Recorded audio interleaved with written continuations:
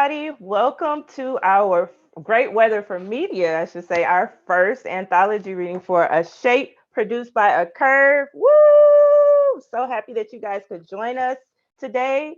I will be your host, Lyndsey Ellis, and I'm here with my wonderful co-editors, Jane, David, Mary, and George. And we are just very happy today to have some wonderful readers for you. We have a treat for you, and I think we can just jump right on in since we have 8 people and we're just going to get this party started. So we're going to start with Julie Bolt. Julie Bolt is a native of Greenwick Village, New York City. For much of her adult life, she was nomadic, traveling as much as possible and living and teaching in 6 states. She finally came full circle, working as an associate professor of English at Bronx Community College. Her work can be found in numerous publications, including New Generation's Beat Anthology, Open Skies, and Shot Glass Journal. Julie's upcoming chapbook is called Time Sensitive, and she is also the author of an interdisciplinary book on radical education called Border Pedagogy for Democratic Practice. Everybody, please welcome Julie. Thank you. Thank you so much. Can everyone hear me? Okay, awesome. So we have 10 minutes, I believe. So I'm going to try to get through 4 under 10 minutes. My first poem is Material World from this wonderful anthology. I'm such a Great Weather for Media fan, so I'm really happy about this. So Material World. She is climbing the rocks near the sea to the sound of the waves. Waves of regret for both things said and not said. Earth demands, reach the wilderness, be attentive. The tree roots burst behind her, thick leaves sloping to the sun, scattered on branches and on rocks, are plastic Hello Kitties.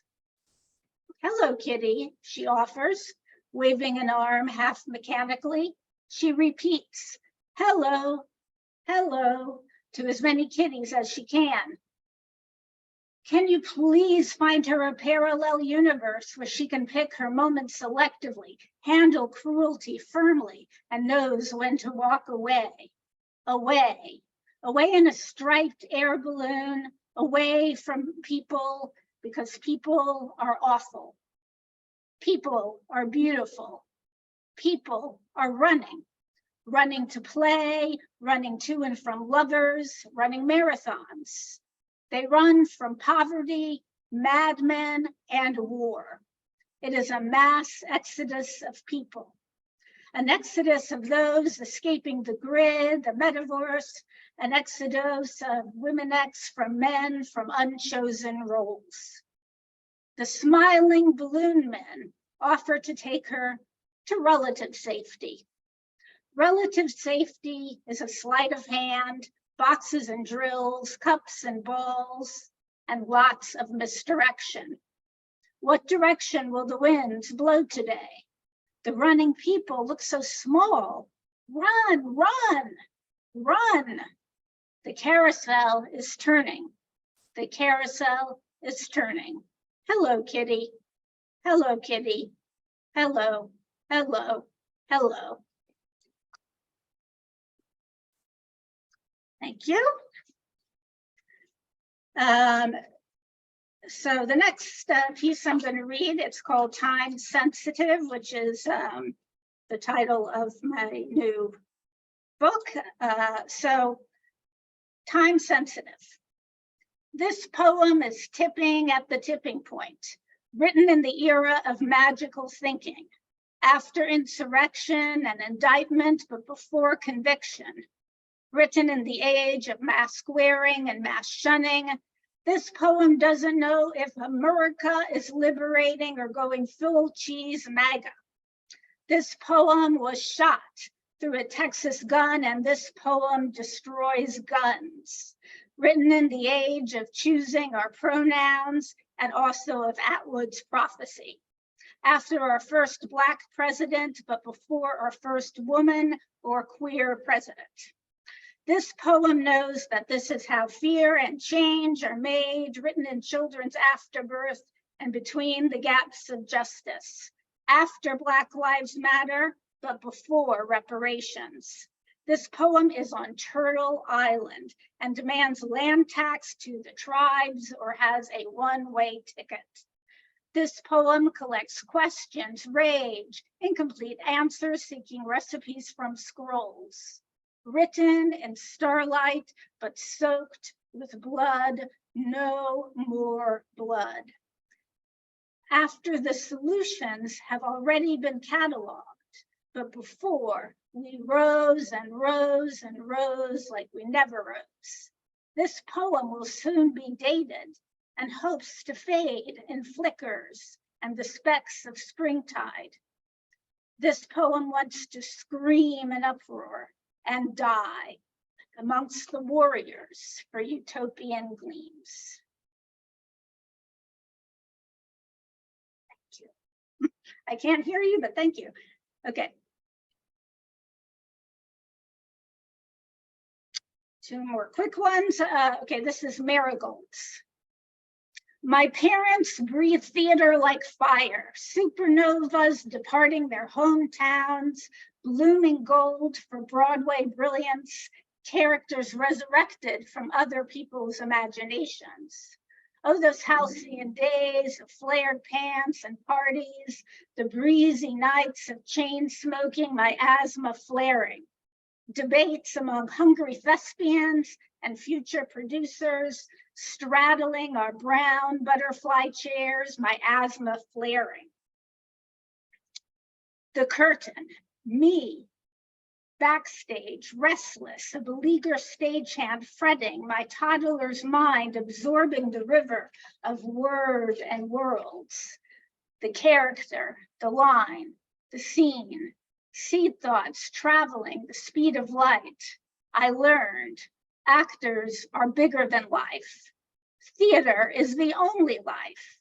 Matinee brings Godot and evenings bring gamma rays.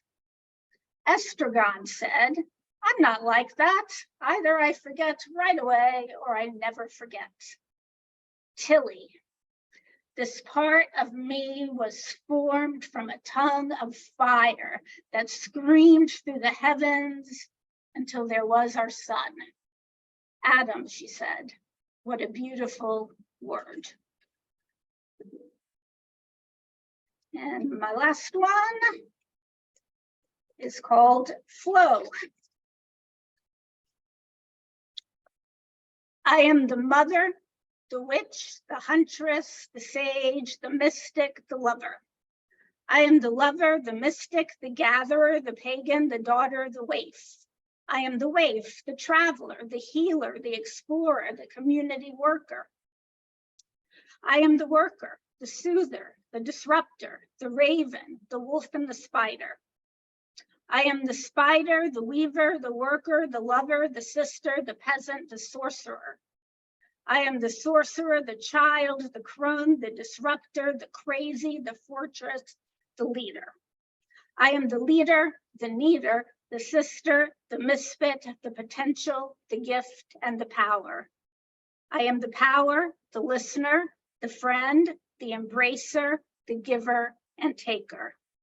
I sit by your side, link eyes, move with movement. I'm water. Thank you, everyone. Thank you, Julie. Those were wonderful, wonderful poems. Thank you so for much. sharing and very, very timely. We're going to move on to Cathyann. Cathyann is a beat poet of illumination set to the jazz percussion of her mind. Sweet, salty, and full of yes, hell yeah. And you gotta be fucking kidding me. Cathyann speaks the language of lava, speaks the language of wonder, speaks the language of earth goddess, of multi-textured combinations driven on wheels of passionate expression. Okay. She has published six books of poetry, including her latest release, Road Trips and Lava Flows. Please welcome Cathyann. Thank you, everybody, and thank you for Great Weather for Media for including me in this anthology. So where Julie started off with Miss Kitty We're going to go a little sideways with Miss Kitty. It's kind of inspired by a punk-looking Miss Kitty and a song called The Demon Kitty Rag. This is called The Wrong Crowd. The Stalker PJs got together with the Nightmare Band, sang about knots and sweats just to keep Christine awake. She didn't bring them to dinner that night with her dad, even though he bought them. Little Miss Kitty with their stinking pink bows, but that's what happens when pretty pussycats get together with the wrong crowd, drinking with the Nightmare Band. Night Universe with elastic streets, punk kitty jazz, swinging dance ninjas, biodegradable pink bow breakdowns, a man over there corner dancing in banana peel pants. It's the magic, the mayhem, the wrong crowd as mad as a box of frogs wearing bad luck charms, working jazz riffs to the sounds of thunderstorms. They are smuggling freedom lines into pride open spaces, making points with wilted sunflowers, mute clapping passages as they dig, as rose petals muffle crash to the floor. Christine loved the wrong crowd, the demon kitty rag, the midnight madness dreamers overcoming stale daytimers with their high-profile failures and pockets full of fool's gold. She's got her flying V, her checkered skull hearts and crossed bones. Tomorrow night, she's going to hang with punk Miss Piggy and her crowd of high-flying sax players digging a fight between a pet rock and Rubik's Cube, drinking flaming snakes with the wrong crowd. That's a tongue twister. All right. There is in some Native traditions a creation story where Spider Woman creates the world. This is called Spider Woman. Let's just say I got bit 3 times by a spider last night.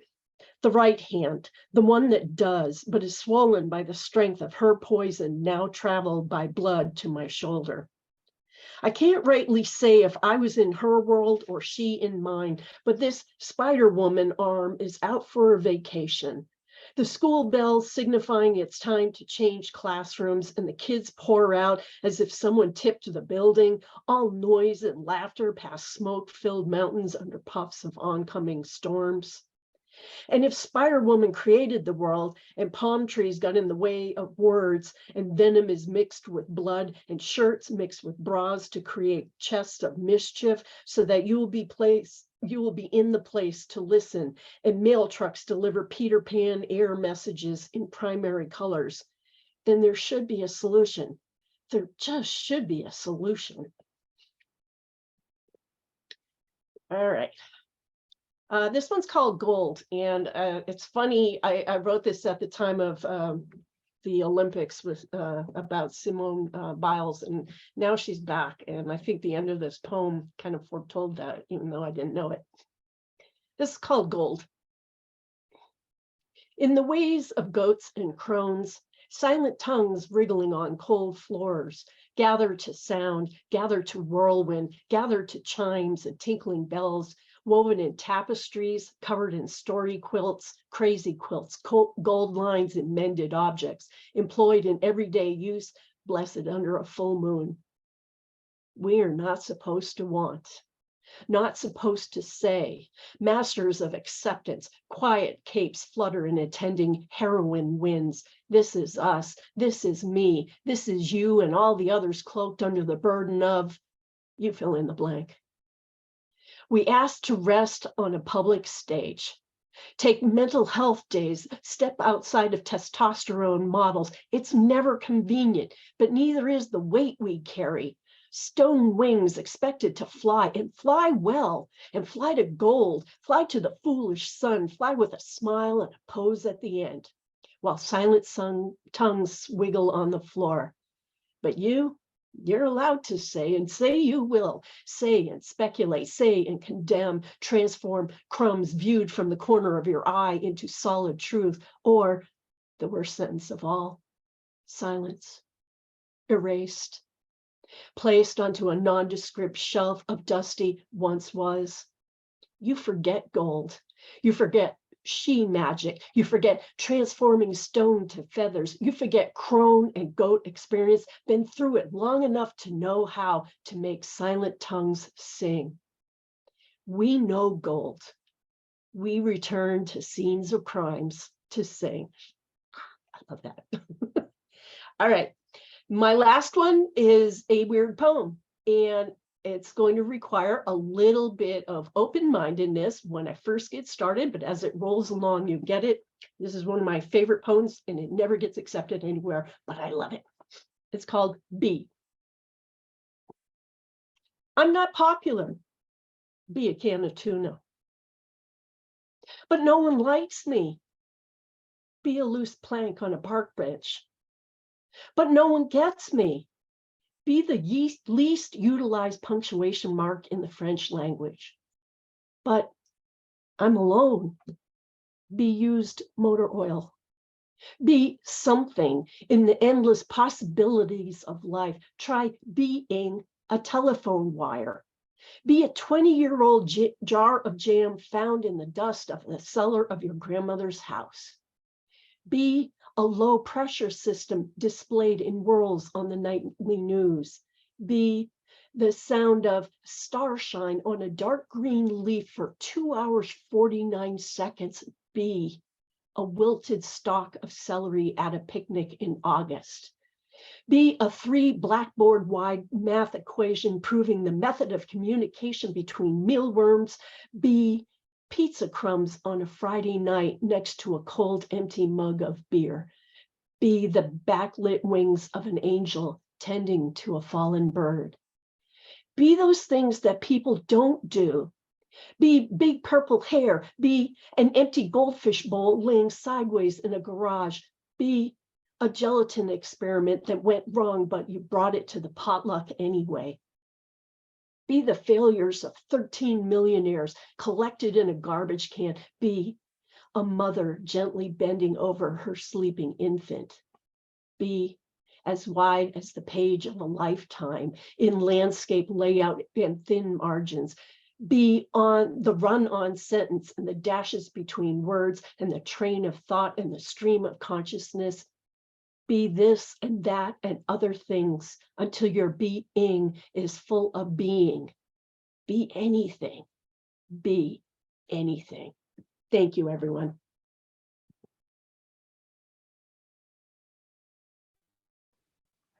Give it up at the end. You're exceptional, very fiery. Love it. Next, we have Clairette, who is a visual poet. She lived in the United States from 2014 to 2022 under grandiose New York City skies and the butterfly fog town of Pacific Grove, California.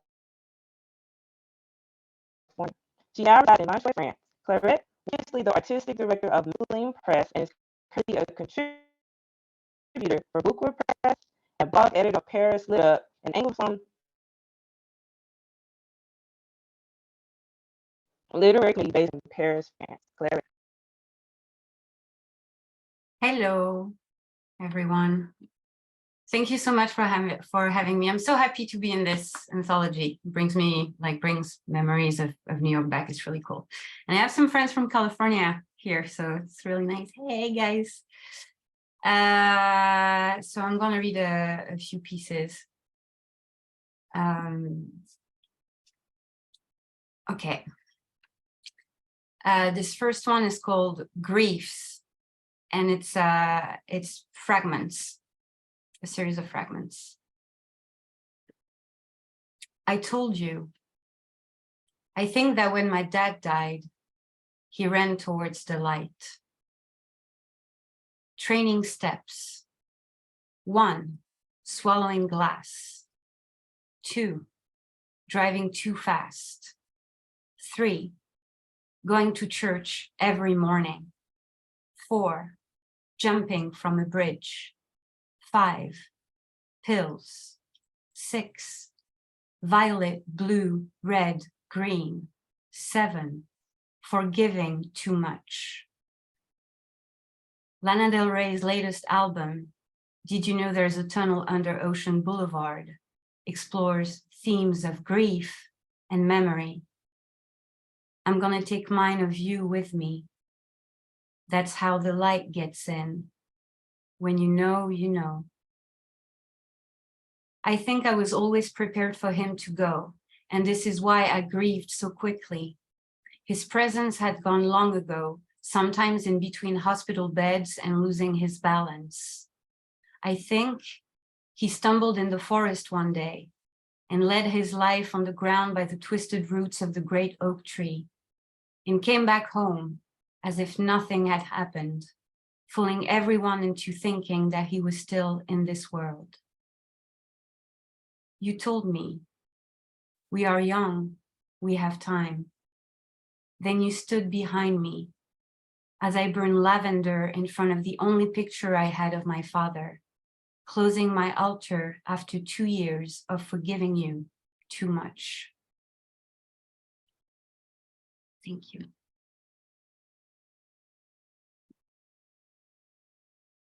That was not really funny, I'm sorry. It was not really happy.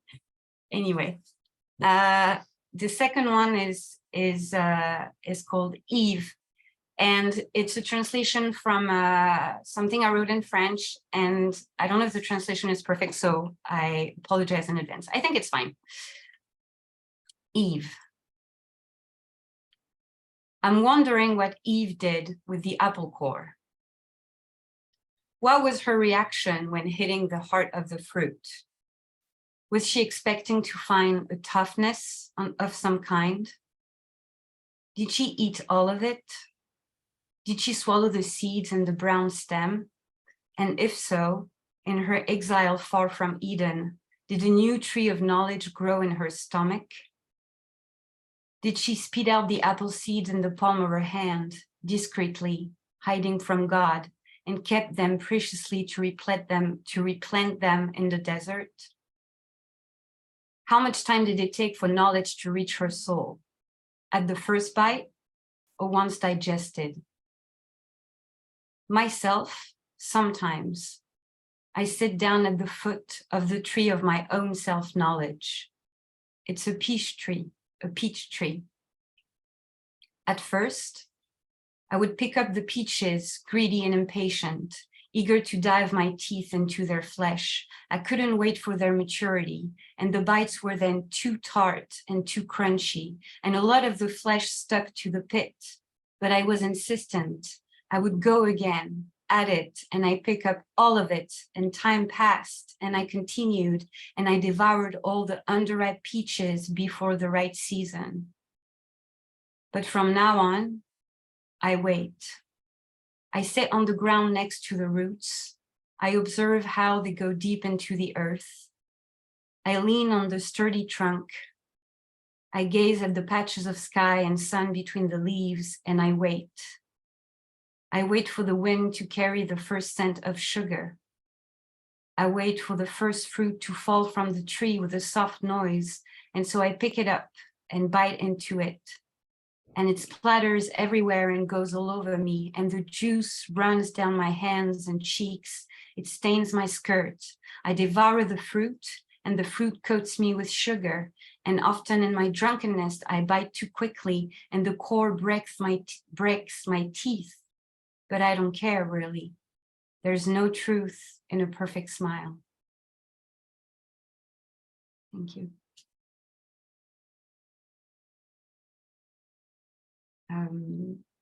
All right, and this is the piece that was published in the anthology. It's untitled, but like its title is Moon. I don't know.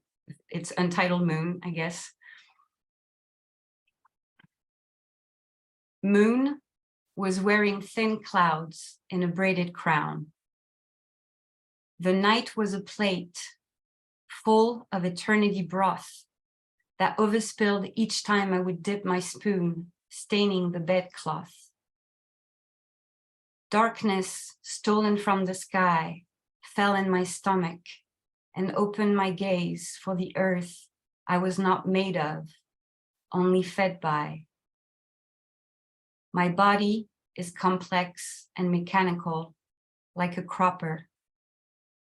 Light is old and impossible. My tears are open hooks where hang 1,000 pains not of me, drying there like raw meat. At first, it was impossible to read the smooth lines of the poem. Attention slipped on it like on ice, so I chewed up new words filched from library books. In my room, stitched in souvenirs warped by nostalgia, I sat still, facing the wailing silence. Thank you very much, everyone. Thank you, Clairette. Give it up for Clairette again. That was beautiful. So before we move on, a few folks have told me, and thank you, that I'm breaking up a little bit and you guys can hear like every other word. Can you hear me now? Okay, I hope it stays. If there's spot storms outside here, I'm in St. Louis and we kind of got it today.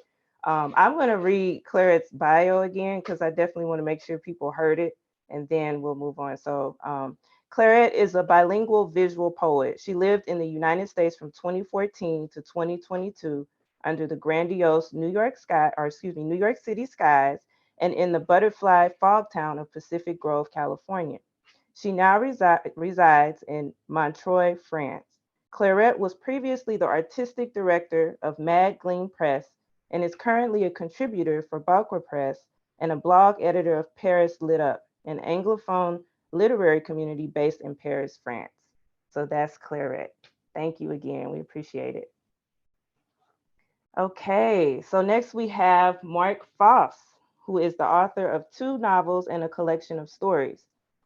The piece in this anthology, along with others in Lost Balloon, Pithead Chapel, and elsewhere, is part of a planned collection of linked essays. Apart from his own writing, he is the co-editor of the Book of Judith, published by New Village Press 2022, in homage to the life of poet, writer, and teaching artist Judith Tannenbaum and her impact on incarcerated and marginalized students. Mark Foss, take it away. Thank you, Lyndsey. So I'm going to read 4 short pieces that are all part of this collection of essays that I'm hoping to make sense of at a residency in Vermont this autumn. The first one is Allowance from the New Quarterly. When I was shopping around for a shrink, I asked this one guy if I could talk about comic books during our sessions. I wanted to tell him how my dad gave me 50 cents as allowance every Saturday for 2 comics, which he called funny books, although my heroes were depressives who struggled with self-acceptance. The vampire with Weltschmerz fought a witch's curse to win back his soul, while the reluctant gunslinger, more trigger sad than trigger happy, fought to clear his name. I pressed silly putty onto their worry lines so I could massage their frowns into smiles. When the words and images came out backwards, I held them to the mirror and worked with the projection. I went too far with the rawhide kid, distorting his steely gaze until he seemed defenseless. But I transformed the vampire Barnabas Collins. By peeling back the putty from the comic, I liked to think I had lifted his curse because, for the first time in centuries, his image could be seen in a mirror. Yet he seemed no happier for all my trouble. He hadn't asked for my help, so how could I blame him? I had to ask my dad for my allowance, which is maybe why I asked that guy if I could talk about comic books and why I chose him when he said yes. Next piece is called, thank you. The next piece is called Live Wire. It's from Star 82 Review. It's inspired by a piece of the same name by Bernard Cooper in his book Maps to Anywhere. The copper wire inside the rubber hose carries a faint pulse, but my handyman and I can't isolate the fuse to turn off the electricity. So we tape the loose ends, stuff it in a plastic bag, shove the bag in the hole, cover it with rocks, bury it with earth, and then build the new cement post on top, as if it's a grave marker. My father had buried the hose with the wire decades before, threading it from the cottage to the 2 cement posts at the entrance where he planned to install lights, but never did. He built these posts to last, reinforcing the concrete with iron rods. Recently, when someone backed into one of the posts, cracking it open beyond repair, Len and I found life in the wire. The wire that passes from the cottage to the guest house is buried in an iron pipe rather than a rubber hose. My brother struck it when he was digging a hole for my mother's cremains in the garden. I don't know if the impact of steel against iron created a spark.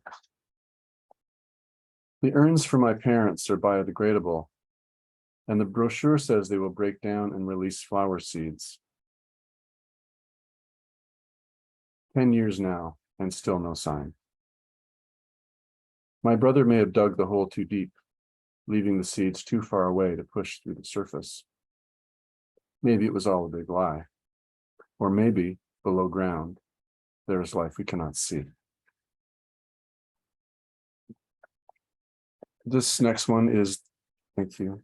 This next one is the piece that's in the anthology. It's called My Father's Fall from Grace, abridged. In the 1970s, my father took a knife to the spring 1955 selections of Reader's Digest condensed books, mutilating The Day Lincoln Was Shot and 4 other titles. All those tightly written words, Derringer, John Wilkes Booth, Ford's Theater, they fell loosely on the coffee table like rejects from a handcrafted ransom note. With the words gutted, he carved out a rectangular hole for small valuables. Once it stood beside the other condensed books, no thief would think to pull it off the shelf, unless, like me, he was keen on dissecting the Lincoln assassination. Who tore out those pages from Booth's diary? I was certain Secretary of War Edwin Stanton was behind it all, although his motives remained sketchy. When my siblings and I conspired against my father to place my mother in a nursing home, our motives felt pure. He suspected rightly that I was the ringleader, the one who got him locked up in the mental hospital for months. Trust me, it's a long story. I keep thinking those missing pages will turn up in a steamer trunk in someone's attic, and then we'll understand what really happened.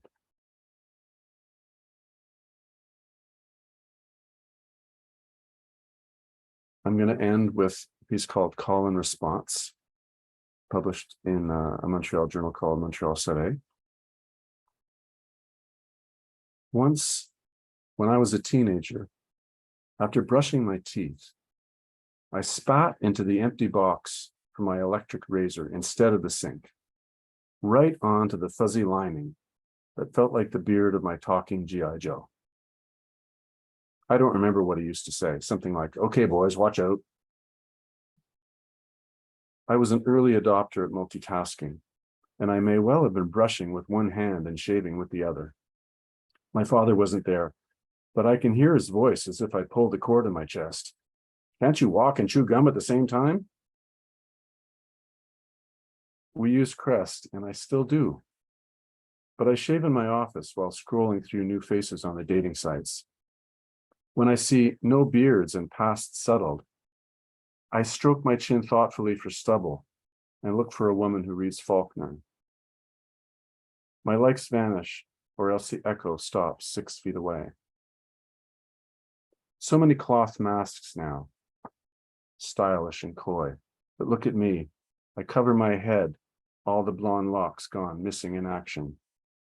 That clerk, she'd worn a hijab, and I'd kept her talking because her words had resonated, her faith in the cordless, waterproof razor, that I could shower and shave at the same time.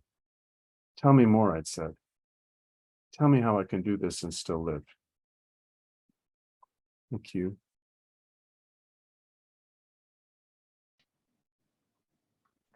Thank you, Mark. It was great. And thanks for giving us the nostalgic feeling for Silly Buddy. I saw a lot of comments on it. So we're going to move to Natasha. Born in the North and raised in the South by Native, Dutch, and Indian parents, Natasha Moni makes her home in the Columbia River Gorge. A former editor for a small literary journal and a panelist for artist residencies and grants, Natasha teaches writing and publishing workshops at Hugo House, Seattle. Her poetry, fiction, essays, and reviews have been published in over 70 magazines, anthologies, and journals. Welcome, Natasha. Thank you, Great Weather for Media, and thanks to y'all for being here. I'm going to be reading from my online dating essay called Unhinge Me. If you're familiar with Hinge, you'll hear the prompts. I'm going to read as much of this as I can get through. Unhinge Me. By the time I considered bringing a water gun to first dates, I knew it was over. What began as curiosity converted into an endurance challenge. My phone might have disagreed if time could be measured by texts or the number of sips it takes to finish an Americano. Yet these conversations were enough to make my eyes bleed, a useful trick I would love to perfect so I could humble brag about it on my profile. Special talent of mine, accompanied by a video to demonstrate I am relatable. Guy A seemed promising, a local with a shared appreciation for social services, hiking, and soaking in the beauty that the Columbia River Gorge has to offer, which appears to be never ending. A raiser of roofs, or at least greenhouses. So on our second date, when he wouldn't be quiet during the storytelling event while people were bearing their hearts on stage because he had to shit talk someone he knew at the venue, I shouldn't have been surprised for what came next. During the break, Guy A asserts that his takeaway from a recent diversity training was that white men are bad. Is now a good time to tell you that I am mixed race? He watched me as the discomfort became visible, reflecting back how sad I appeared. Get someone who looks at you like. Later that night, I dreamt of snakes. So many colorful snakes, and a man carrying snakes and telling me they were not snakes. A random fact that I love is Guys B, H, and M. Oops, forgot to mention something kind of important. Guy B could more accurately be referred to as Guy H, given his former hockey player status. If I am to keep some form of linear time, he will remain Guy B. Either way, he was heading straight for a red card, skipped the yellow. The lettering of men begins to blur when you consider the ones whom I never met but somehow felt more drawn to, such as hockey player. Every time my phone sounded incidentally like a train whistle with one long choo, my heart fluttered, and not from arrhythmia. With each little bear gif jabbing a cartoon paw at the screen, I felt a rush to meet his enthusiasm. Already, we had plans beyond animation. But when that one Sunday rolled around and my text pal went silent, when his silence turned into a conversation that I was not prepared for involving his soon-to-be ex-wife and exclamations about her losing her mind, I knew that was my exit. If I could move past his being married and his sheer neglect to inform me of this, then there was the undeniable theme that bitches are crazy. No. It turns out that many men, especially on these apps, still have not gotten that memo. You don't say that misogynist shit anymore. Unless, of course, you still believe it. In which case, you know I'm a writer. What's a writer gonna do with a gem like that? Let's all pause and give this a collective think. Let's make sure we're on the same page about. Somewhere closer to B, I go on the date. I'm early, he's even earlier. I wouldn't know because as I walk by him in the hipster cafe en route to the bathroom, he, you guessed it, looks nothing like his photos. I squint as he calls me by name, insisting, don't I look like my pictures? And I do the polite thing of telling him my glasses aren't on, it's a dark space, whatever he needs me to do to save his ego when he's the one who posted a photo that could have been 20 years old. I head toward the bathroom when in retrospect, maybe I should have headed for the door. 2 truths and 1 lie. Flip that. What if I told you this was lie number 2? Lie number 1, he shaved 2 years off his age to reduce him from 52 to 50. Why would a person do that and then confess? Also, if you're going to lie about your age, why not go big? We were off to a smashing start with the lies and me familiarizing myself with the exits, except for that he had chosen seats near the bathroom, which meant that he had eliminated one potential escape. Me being me, I returned with a muffin and coffee because if this show were about to get more uncomfortable, then I might as well not be hungry. And then it happened. I would say that it happened over and over again, but it felt like it never stopped happening. It was just one long happening. And that happening was that his eyes locked onto, no, not my eyes, my breasts, my best blue steel. So I did the only thing I could think of at the time. I cracked my box of bizarre questions. You know, the one you start stuffing with all the things you were told you should never ask, but would like to test for the sake of rendering fiction into nonfiction. Or do I have that in reverse? The one that always pops open with the right comeback seconds after you departed company, wishing you could rewind the tape of your life and play out the scene that usually only happens in rom-coms. My life behind the scenes. If the date was going to fixate on my breasts, then I would share the joy, or rather the discomfort. What's the weirdest thing you found in my purse while I was buying my coffee?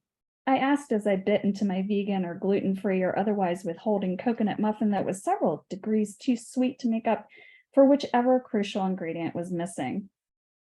He informed me that he didn't snoop through my purse when I was purchasing said crusty muffin because that would be rude.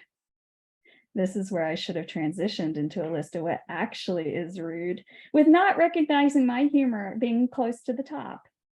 Just below locking eyes with your date's breasts with such intensity, one might think this were a staring contest, except what is the equivalent of nipples blinking?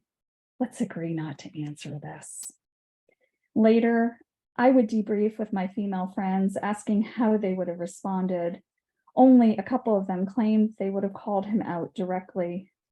Most confessed that they would have squirmed and later considered all the things they could have said or done, filling that box that we were taught only to open behind closed doors.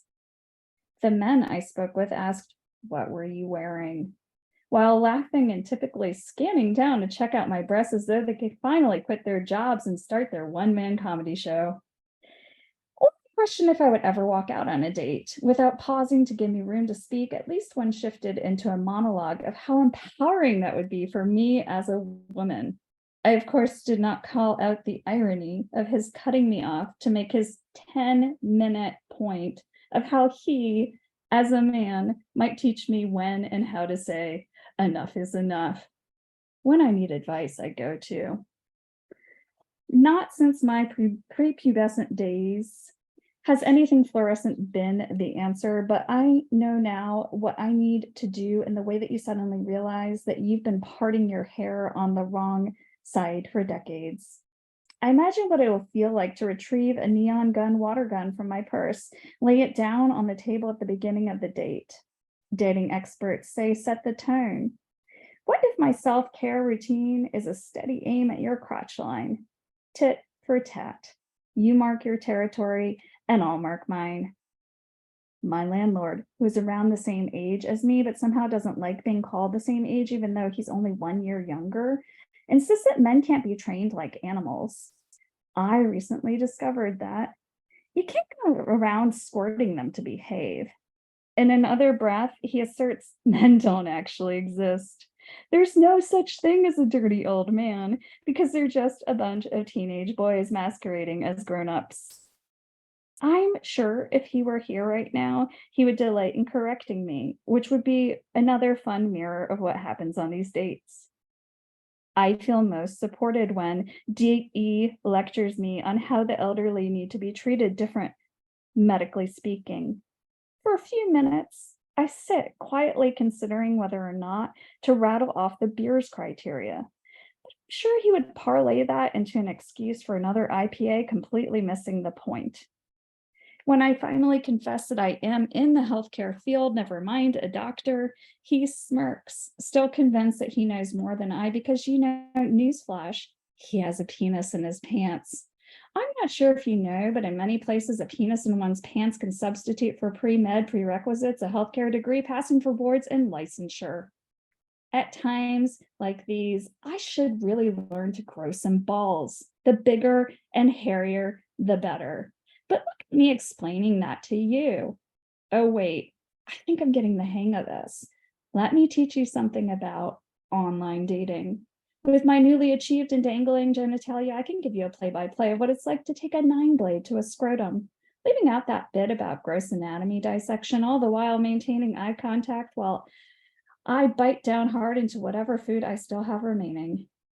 Bonus points if I steal a fry from his or your plate after punctuating it with a slow swipe of ketchup. Spare the mayonnaise.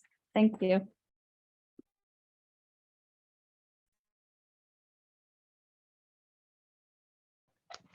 Thank you, Natasha. Oh my God, what a piece. So I have Maria Picone, who is a queer Korean adoptee whose debut chapbook, Adoptee Song, was published in spring 2023. Congratulations. She won the 2020 Cream City Review Summer Poetry Prize and has been published in Homo Literary Review, The Seventh Wave, and Best Small Fictions 2021. She has received support from the Juniper Institute, Kenyon Review, and Tin House. Maria is Chestnut Review Managing Editor. Welcome, Maria. Thank you, Lyndsey, and thanks everybody. It's really an honor to be in the issue. I was super excited when I got it in mail. So I'm going to start with my flash from the issue. It's called Animal Control. After Dad died, his pet tiger Marvel paced and chuffed in the backyard cage. I got off the bus with my hand stinging from a paper cut from a permission slip in my backpack. Timmy picked me up on his 2 small kids' bike. It was long enough after the funeral that grown-ups didn't pat my head in pity, soon enough that we found ourselves holding in tears until the next bathroom break. I didn't tell him about the field trip, even when he asked about my day. Afternoon lunged into evening, both of us scratching out our homework with our good erasers. Our car roared, Mom parking crooked in our driveway. We ran out to hug her, and then she went to check on Marvel. Timmy carried the bags from the back seat, and I helped, which was his way of saying that I was 8 and useless. You're good with keys, he said, patting my head with his free hand, and you always check to make sure the car is locked. He got out the cutting board and opened the tube for Marvel's meal, 70% ground beef, the same stuff we ate for dinners with store-brand mac and cheese. I tried to shake thoughts of taking out the form in my Hello Kitty folder, like Marvel ridding his fur of bother. In the backyard, Mom was taping up a cardboard box. Slumped, one eye open, she looked just like him. Mom answered phones at the dentist's office, but she worked part-time at Costco to help us buy our stuff. Underwear with last year's movie characters, books made of more plastic than paper, $1 hot dogs. Valentine, how was school? I remember Danny Song's arms crossed like twigs and his chant of Costco choice, Costco choice. I wanted to yell at him that we had a tiger that could eat him, but I knew he'd never believe me. It was good, I said, looking down at the crabgrass. We had a reading quiz. Mom nodded. When Timmy came out, she and Marvel opened their eyes and stood up straight. I shut mine and blamed the hot sting on the bright moonlight. Timmy was hug-carrying a bag of bulk catnip. Thanks, Mom, he said, lifting it on a stick to dump it inside the pen. I breathed in the minty smell and watched Marvel rip the bag open and roll around. Timmy's hand felt like a warm spot in the sun on a cool day. I had to remember that Marvel and Timmy knew each other from before I was born, back when they were both cubs. You kicked and slashed like little hunters, Dad used to say. Even when I tried to be a wildcat, he would pet my ears and call me his bunny girl. You're the moon hare, watching over all of us, he would tell me as I hissed under my breath. Even at 6, I understood that Mom was the one who protected us, glistening over the scrapes and cuts of well-meaning claws with wound cream and Band-Aids. I watched her exit the cage, leaving the box, the food, and bowing to Marvel as though he was King Sejong. He snorted and pawed at green ground. The front door squeaked as we went in. Mom called our grandparents. The conversation was like a familiar walk around the block.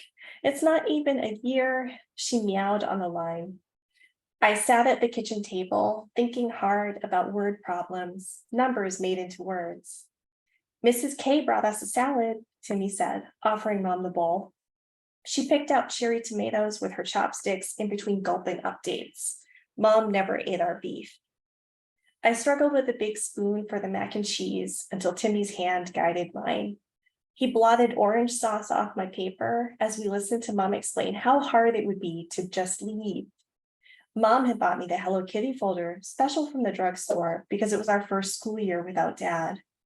I needed her signature and $20. Timmy cocked his head and said, "You think Marvel will fit in Nana's garden?" I wasn't good at math, but I imagined our grandparents would have an easier time living in Marvel's cage than the other way around. Another word problem. Where would we sleep? I opened my mouth and forked in hamburger mac and cheese. "Make sure you eat salad," Timmy said, spooning me some. "I don't think Marvel will appreciate it." Whatever we didn't want, we threw to the tiger. He never got better or worse. He kept his head down, anger hidden, and sometimes got treats. But even his big catnip bag didn't cost $20, and Costco discounts didn't cover field trips. Mom sighed as the subject changed. "Fine, Valentine had a math quiz today." I X'd out my answer. Danny's taunts burned like bad kimchi in my gut. Is Marvel a Choi like us? Timmy's eyes narrowed, but he got interrupted by Mom's shout. The phone pounced on its cradle. Another argument. In a long silence, Timmy said, "Mom, is Marvel part of our family?" Mom frowned. "Of course," she said. "He was your father's, and we aren't leaving him." Behind her eyes, I could see math becoming real. Nights she sat at the table, scratching her pencil over the ghosts of money. Adult homework, she called it once, as I looked over her shoulder, zeros and ones. I went upstairs. From my window, I could see Marvel drowsing under the moon, paws moving in big cat fancies. I got out my best crayons and started drawing on the back in front of the form, our tiger family, Mom, Dad, Timmy, Marvel, and me. Each with our own little whiskers, a twitch in our tail. Each with things we wanted, even if word problems got in the way. That was our homework. Share our food, mind our dreams, together enclosed in our family cage.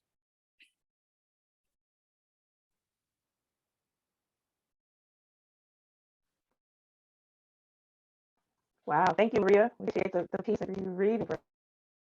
Thank you. Now we have Billy Tuggle.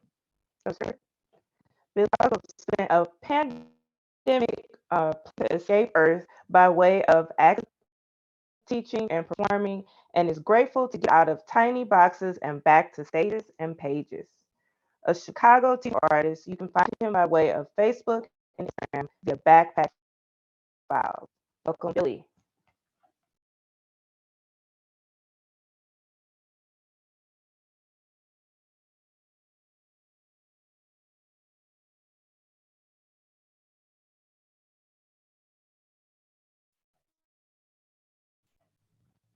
You're muted, Billy. Oh, You're muted. Billy, I think you're on mute. You're on mute. Now? Oh, okay, much better. Thank you for having me. First, a poem from a chapbook called Incantation. This is called Cursing.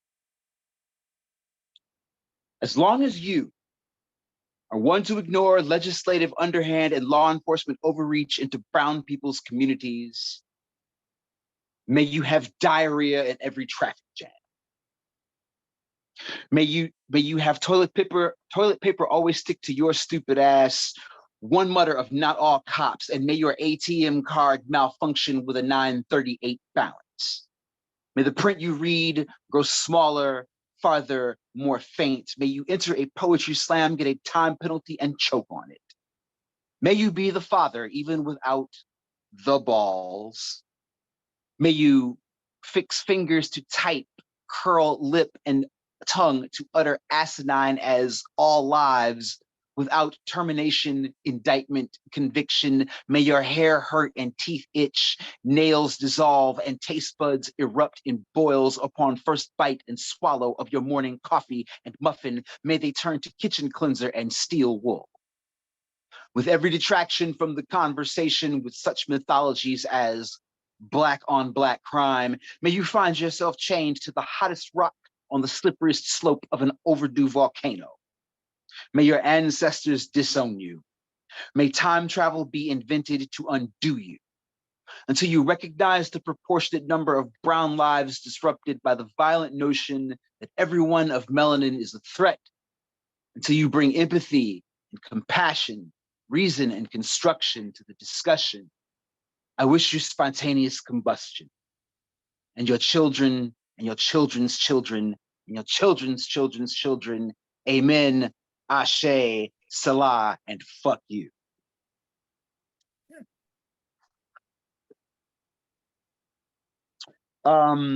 This is my second go around with Great Weather. Hey, look what I have here. It's a copy of Escape Wheel. You should get Escape Wheel because it's got another poem of mine in it and some of you other wonderful people that are right here in the meeting. From A Shape Produced by a Curve. This is untitled.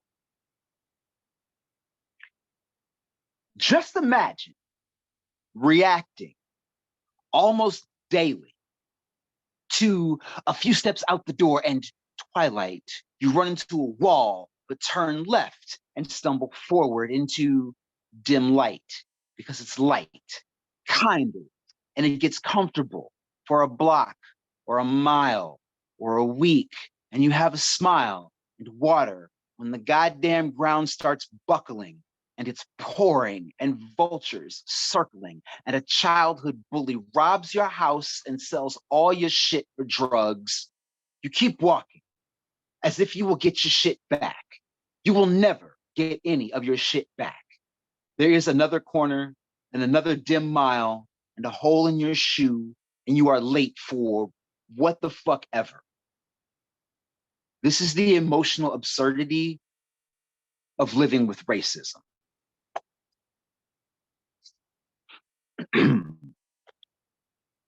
Finally, I'd like to take you on a little trip. You can find me online, Instagram and Facebook by way of the Backpack Files, but I am also, I started a society of Afrofuturists, of speculative fiction, of blurred world citizen writers and supporters called Cult X. Because I'm diving face first into more speculative arts and Afrofuturism writing. So I would like to finish with this untitled series from the Escape Earth Chronicles. I'm sorry, unpublished series, the Escape Earth Chronicles. You see the streaks at just sublight. It's as if every star becomes pinpoint and projectile across hours as the effect tastes like synesthesia to your ears. Drown out, blast and burn with mantras and daydreams mixed with escape of gravity and poverty and pollution and gravity and politics and pop life with your home world's self-destruction with a few sectors of thrust there, right here where we play tricks with their gravity, bounce off stratospheric anomaly to a deep space mixtape hustled on the way here on a backwater planetoid fuel up, slingshot out of orbit as clumsily as a training wheel newbie. Times ain't changed much.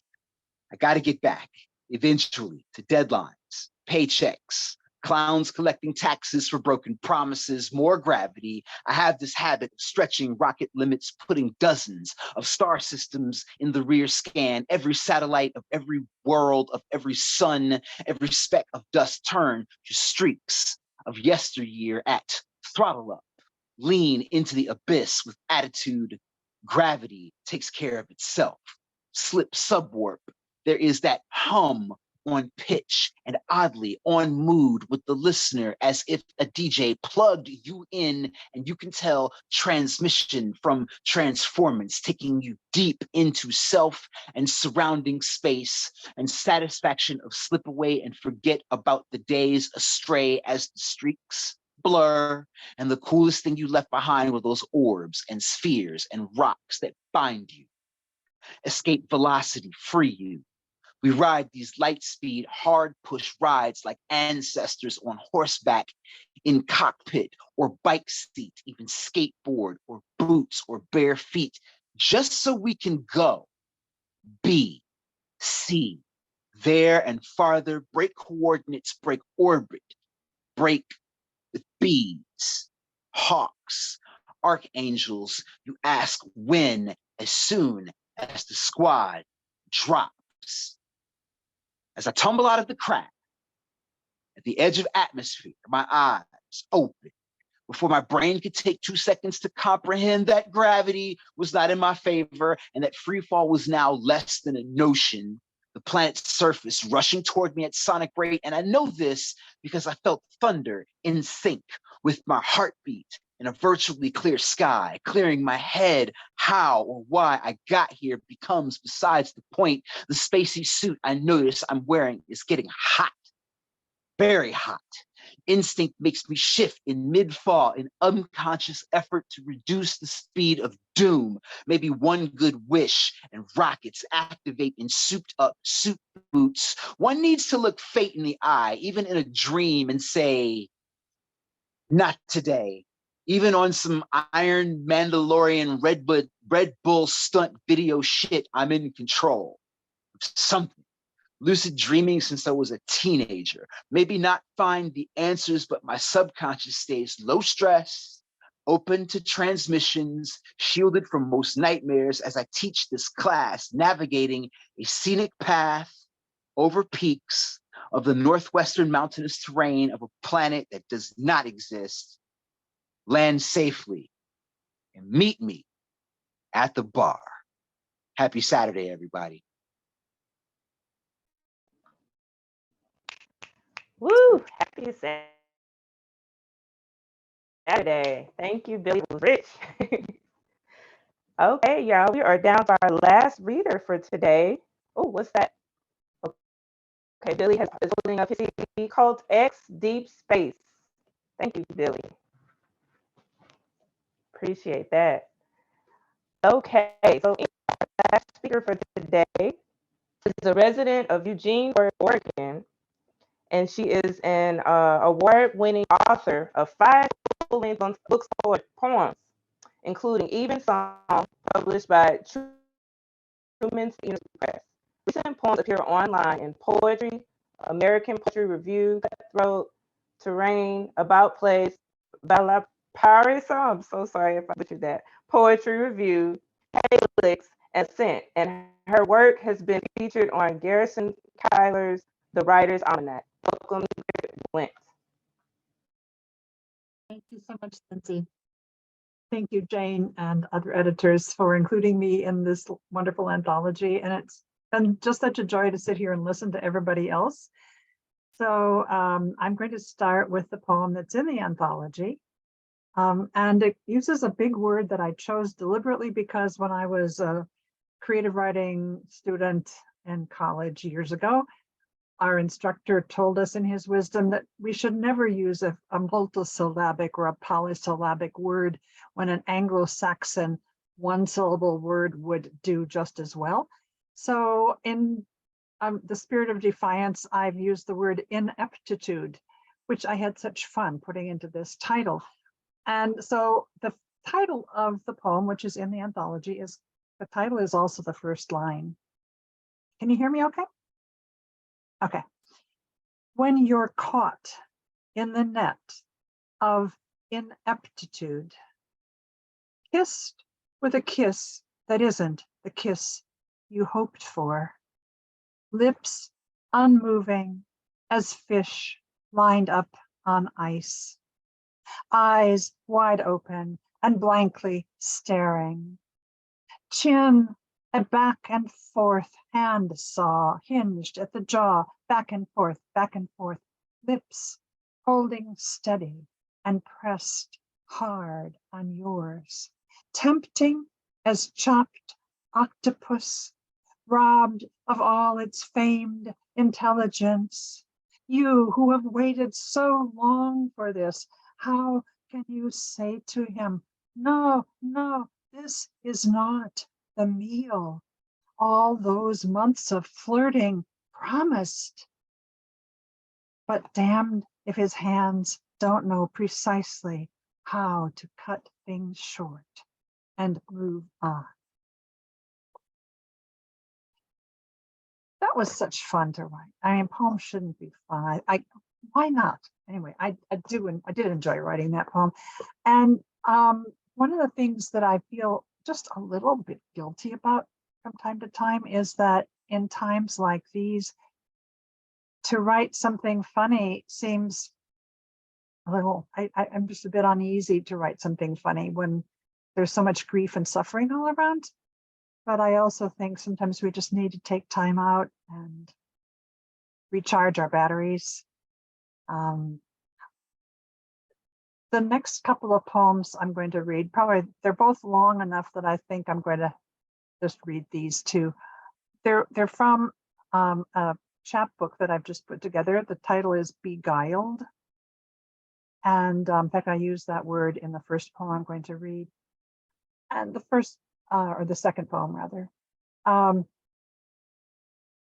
I want to read something, a little statement that I wrote about the chapbook, which contains a lot of poems of celebration.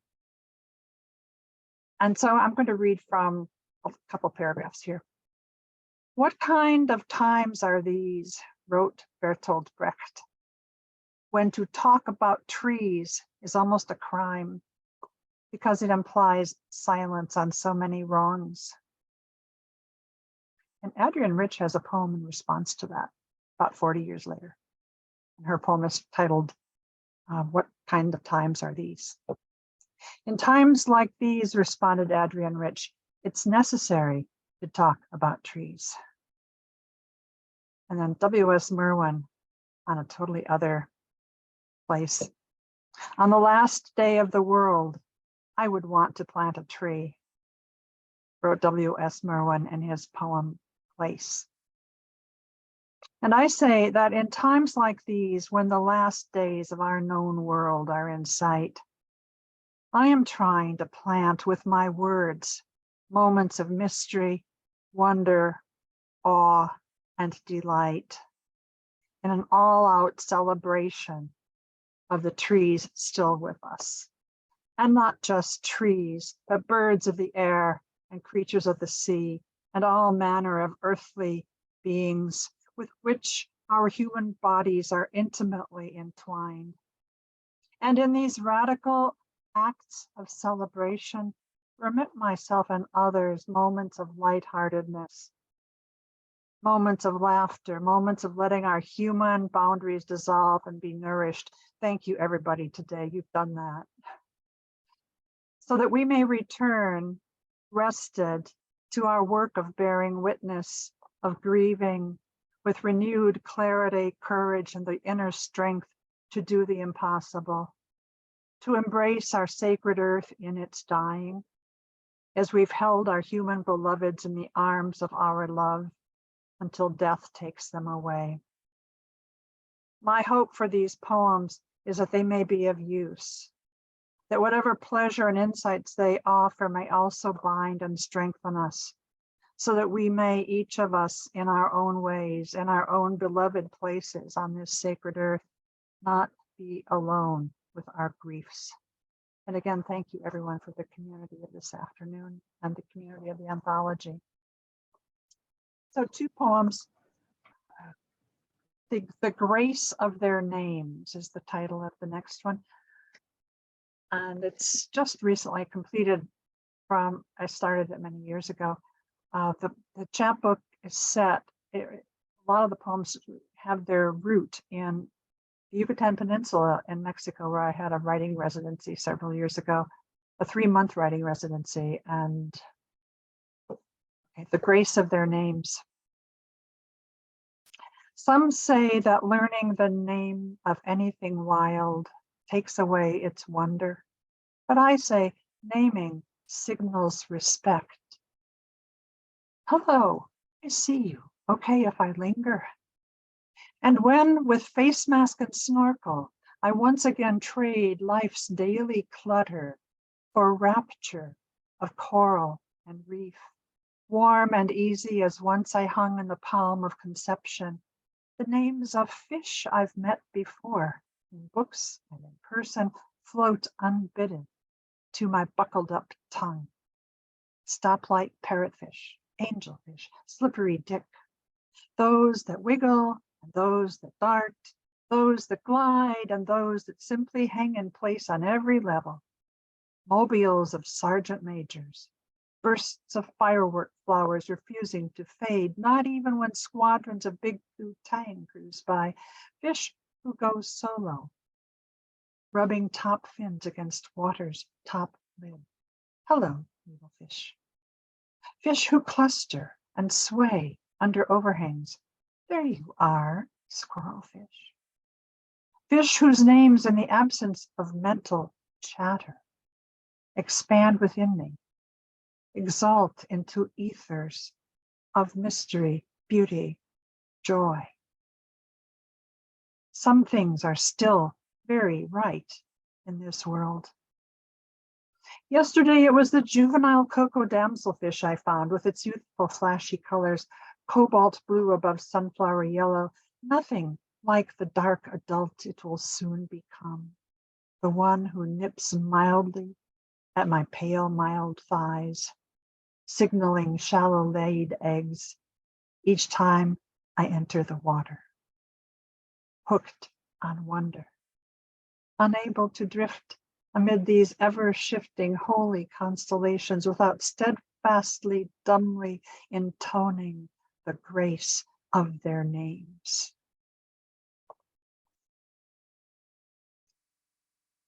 And one more. It's about the same length, so thank you for your patience. This one has the title, it's the Latin title, Ars Poetica, A-R-S Poetica, and it plugs into the centuries-old tradition of titles that, poems that sort of a justification of why I write or explain why I write. Ars Poetica.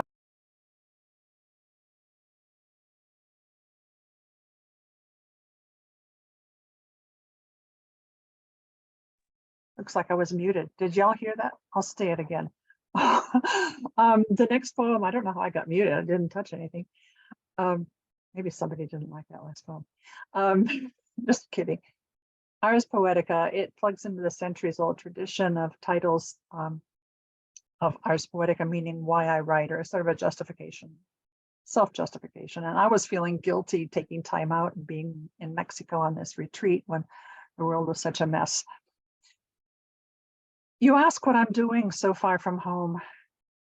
And what can I say? Most days, I study a tree. And a big outlandish tree it is, offering big round berries in every stage of temptation. This was in About Place, by the way. You can find it online if you're interested. About Place. Most days I study a tree, and a big outlandish tree it is, offering big round berries in every stage of temptation, a hodgepodge of green, maroon, and black in each and every fist-sized clump, a pantry of non-stop avian glee. Why it pleases me so much, I cannot say, but I love to peer.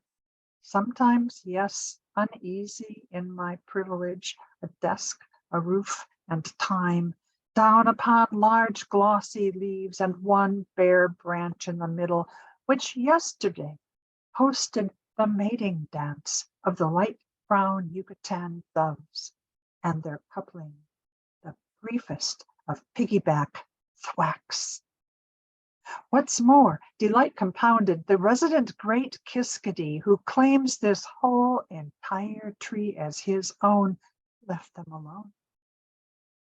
Although on other days, he loves to rest himself off and on that very branch when he isn't flitting deep into the deep green pyrotechnics of berries and leaves, returning with a big black berry in his big black beak, gulping it down.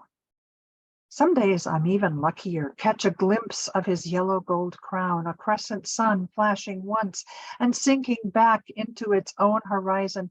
So fast the gesture is lost on its mate, flirting with berries elsewhere in this inexhaustible tropical tree, but not lost on me, beguiled and trying to capture that high-speed magic with just one click and failing over and over, and also suspending, forgive me, our struggles back home to keep this whole blessed planet intact.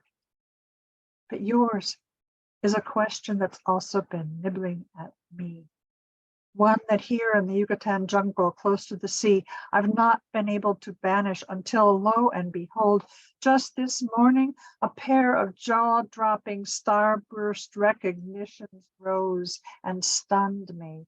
Perhaps the most gluttonous soul in this whole spectacle is not Sir Kiskadee, after all, but the person writing this poem, who went to these extremes to get as far away as she could from constant news of hate that's everywhere and all consuming, to fill the empty larder of her spirit with the crooning and blooming and fruiting which has kept our sacred world humming since life lifted into being. And someday soon, instead of relentless grief at what the world has become, her business will be back home among you to spout out every last high-speed antic and steadfast miracle still remaining throughout the vast landscapes around us, each with its own dear casts of characters, for whom the concept of future doesn't exist, and to celebrate every last morsel. Stay tuned. Thank you.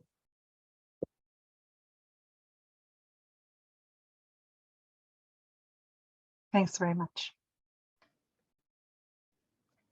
Thank you, Ingrid. That was wonderful. It was such a great way to wrap up our reading this afternoon. I do apologize if you guys have not been able to hear everything I've been saying, or if it's a little lag of the storm technology days. But I do want to make sure to go again. Please go and check it out. A Shape produced by Curve if you have not already. And Jane just popped some stuff, some information, some details in the chat. And I'll let David go ahead and take away with announcements, just so you can hear everything in case things pick up with me. So, wait. Hello, everybody. It's so great to see everybody here up in their little Zoom bots or streaming on the Great Weather Facebook page. Thank you for coming. Isn't it cool to be able to gather these contributors together, Clairette in Paris and Billy in Chicago and the West Coast and the East Coast coming together. And because of that coolness, I want to mention to you, there's going to be at least, I think, 3 more of these contributor Zooms. And the next one is the September Zoom, which is on the 30th of September, which is also a Saturday at 4 p.m. New York time. And so far, readers, we have Stuart and Gesser, Sherry LaPluma, Andre Lamont Wilson, Tody O'Brien, and Claudia Soraya. I don't know, maybe there might be another reader or two added there. My colleague Mary Schlechter will be hosting that day. So I hope you pencil that into your schedule and join us again, and then be watching for information about one in October, November, December. Guess what? Even while we're celebrating the 2023 book, on October 15th of this year, the submission process starts again. So from October 15 to January 15, we'll be receiving submissions for the next anthology. The readers collected in this year's book are not qualified to submit for the next one. And so this gives some of you, some of the others of you out there, a chance to swoop in and send your very best work. And meanwhile, those contributors for this year's book, looking at you, Richard Loringer, are going to reach out to your friends and colleagues and say, hey, this is your chance to oh, I guess Richard wasn't in this year's book. That was a bad example for me to pick, but you know, I have Richard Loringer on the brain a lot of the time. I can't help it.